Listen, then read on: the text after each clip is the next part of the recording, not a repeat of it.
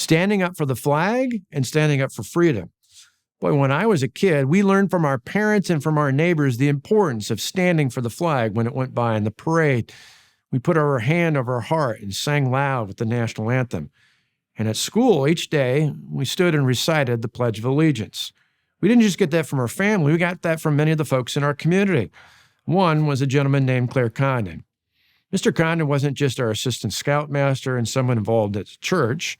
He was actually a veteran of World War I and World War II.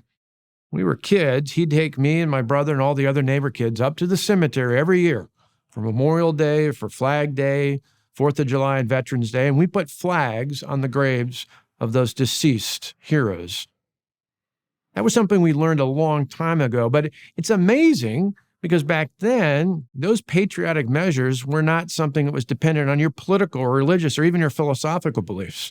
They were things that united us together. Today, we've seen that go away. The wokeism that's taken over America is trying to pit one group of Americans versus another. Now, President Reagan warned about this in his farewell address back in 1989. He talked about how this country had gotten back up on its feet again, and after facing times much like we face today under Joe Biden.